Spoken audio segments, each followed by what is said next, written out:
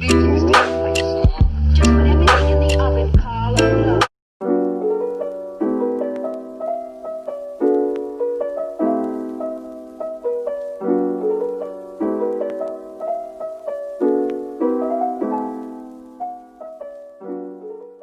everybody, how's it going? We Hi. are going to be doing background and filters today.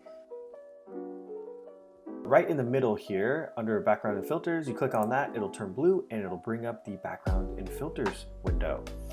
In this window here, you'll see at the very top here, you have a nice preview so you can see what your background is going to look like before it goes live. And what's nice is you can use this window here to be able to sort of see whether or not a background is going to work for you or not.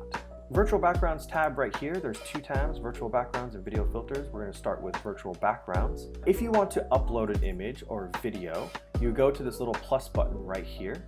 You click on that and it'll say add image or video. If you add an image, it'll take you to a browser, like a Finder window, and there you can select your image, whatever one you've downloaded. Zoom for backgrounds likes 1280 by 720 resolution. Adding a video is the same process. It'll take you to a Finder window, allow you to select whatever video you have within your computer or that you download, and it'll play it in the background. Again, the video, Zoom is pretty particular and videos need to be in a specific resolution and file format. I think MP4s are great and 1280 by 720 is the standard. Some computers might require a little bit lower resolution, but that's something that you can find out on the Zoom website. One thing I want to point out, when you do upload a video, it loops. So depending on what the video it is you have, it's going to continue to loop about, if it's 3 seconds, that 3 seconds will just loop and loop and loop. As you can see, Mark next to me here has a video of a T-Rex he's getting chased by, which is amazing, and this is actually a short video that's being looped. So if you look at it long enough, you'll notice that it's the exact same video that's just playing over and over again. Okay, so that's how to add an image or a video, and then what it'll do is just pop it right into your little library down here.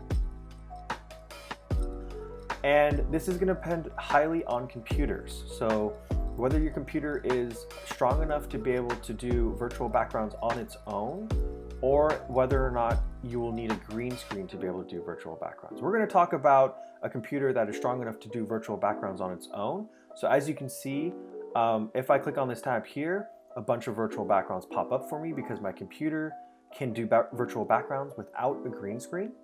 And so if I just click on one of these different images, my background will change to that. So you'll see, change it to, I have a few downloaded here, but Zoom comes default with the San Francisco Golden Gate Bridge, some grass, the earth, the sun, and it also comes with 2 video backgrounds, which we're going to talk about in just a second. Okay, so and then of course I have a few here that I've downloaded: Bryce Canyon, some concerts, underground turntable, and of course our wonderful Hatland stage. So if you have a computer that's strong enough, then all you will need to do is just click on upload your video or image and click on it, and you will be able to use it as your virtual background. So let's talk about the I have a green screen button. So if your computer cannot natively do virtual backgrounds without having a green screen, and you'll know that when you come to this window and you click on virtual backgrounds, and there won't be any images or any options for you there. It's going to be blank, and it probably won't allow you to even upload or add an image. Okay, so what you would do is you would come down here and you click this little box here that says I have a green screen. And then what that's going to do for me, as you can see, it's going to take away the background, the virtual background. And then once you have that box clicked, you might then be able to get the plus arrow and it'll allow you to add image and videos. The big difference here is that you need to have some sort of solid colored background. And we say green screen, but really, realistically, it can be any color. So if you had a solid blue background or solid orange, once you have that button clicked, you'll see that my virtual background went away, and now I'm using the green screen feature. And what's really important here is you're going to notice that I have no virtual background, and I have one selected, but it's not showing up anywhere. And that has to do with being able to select the color. And so what might happen when you first check this box is that your background turns into an image, but it's kind of fuzzy, or it's getting some of your face, or like it's blending in with your hair is very common. So if it's doing that, one of the ways that almost 90% of the time, the way to fix that is you come up here into the preview window, and at the bottom of it, there'll be a little area that says manually pick the color of the background if the detected color is not accurate. And typically, by default, Zoom has not detected the color very accurately. So what we're gonna do is click this little button, color swatch button over here to the right. Doesn't look like a button, but if you actually hover over it, it is a button, and it tells you, the little pop-up window, exactly what that button does. But what we're gonna do is we're gonna click that button, and what it does is it typically turns your cursor into crosshairs, and then you take those crosshairs and you pick a color that is more suitable to whatever color you're trying to get rid of to be able to use for your background. In this case, I'm gonna use this green this green notebook, and so I'm gonna pick the green. I'm gonna hover my mouse over the green of the notebook, and again, you can pick different areas in the notebook, right? So, you know, the lighter part is on the right, and then maybe it's darker on the left. You can play around picking each one to see what works better. I'm gonna just click on the middle kind of ish here, and you're gonna see, boom, it keys out just the green, okay? And it's nice. You can see it's pretty accurate.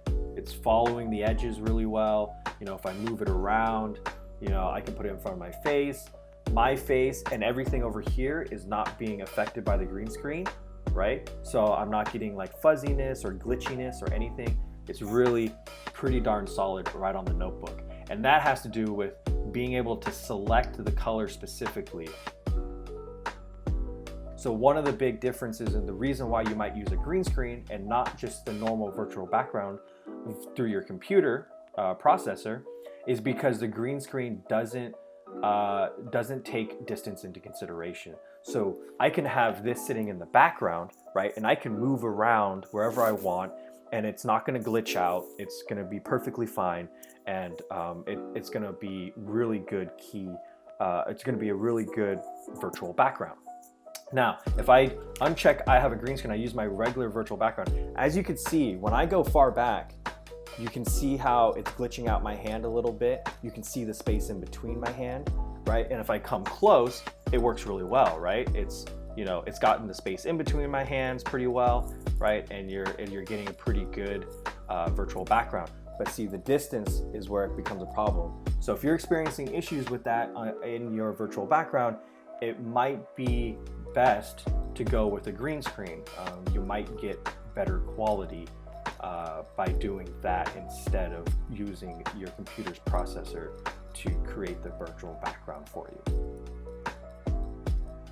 Video filters, this tab here is a new feature in Zoom, and they have added a bunch of cool filters. So if you can go through these. There's a lot of really fun ones here. Basically you just click on the filter and it turns the filter on over top of your background. So it's really cool, as you can mix and match backgrounds and filters. Last thing I want to cover is the Studio Effects beta down here in blue. If you click on that, it opens up a little Studio Effects in beta section. Basically what you can do in here is change lip colors. You can see Mark, change your eyebrows, do some touch-up stuff.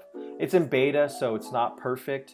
But you know, if there's a project that you specifically need, you know, changing lip color, or you need a beard or a freckle or something like that, the Studio Effects beta allows you to do that, and it has some pretty cool features in it. So definitely go and check that out as well. Hopefully this little short guide helped you out, and we will see you in the next one. Bye. Bye.